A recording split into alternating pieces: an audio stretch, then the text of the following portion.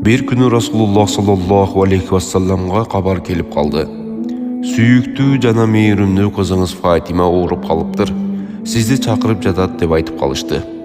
Расулуллах Фатима ауырып қалыптырбы деп баттан барып көрейін деп шашылды қызын барып көрүүгө.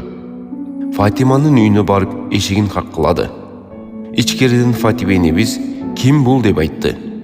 Мен бул Мухаммад саллаллаху алейхи вассалам боломун кызым, үйүңө кирүүгө рухсат бересизби деп сурады. Өз кызын алдына кирүүгө рухсат сурап жатат. Ичкериде турган Фатима энебиз азыр атаке бир аз күтө туруңуз деп айтты. Расулубуз бир аз күтүп турду да экинчи жолу эшикти каккылады. Дагы ичкериден ким бул деп сурады. Мен Расулуллах саллаллаху алейхи вассалам боломун кызым, мен сизди ооруп жатат деп көргөнү келдим. Уруксат барбы кирүүгө деп сурады. Фатима энебиз бир аз күтө туруңуз атаке деп айтты. Дагы бир аз күтүп турду.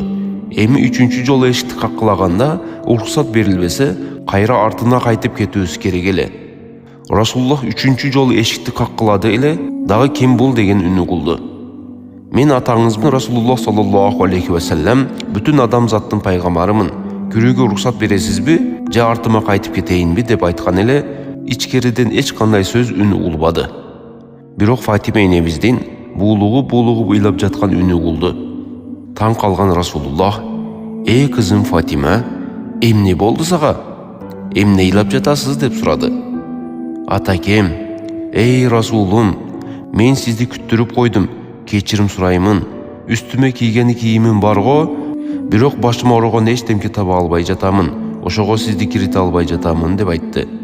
Расулуллахтын кызынын жашоо шартын бир көрүңүздөрчү бордоштор.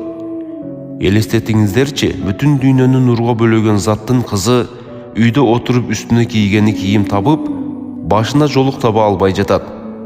Расулуллах саллаллаху алейхи вассалам: "Макул кызым, уруксат бериңиз, мен кирейин, мен атаңызмын го" деп айтты.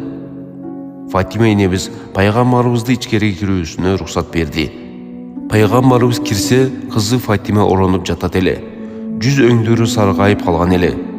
Расулуллах кызынын башынан кармап, сылап: "Эй көзүмдүн кареги болгон кызым, ооруп калдыңызбы? Жүз өңдөрүңүз саргайып калыптыр" деди. "Эй атакем, Расулум менин, сиз мени Алиге турмушка бергениңизде, Али эмнени алып келсе жегин, эчтемке алып келбесе сабыр кылгын деп айткан элеңиз. Мына сабыр кылып келдим.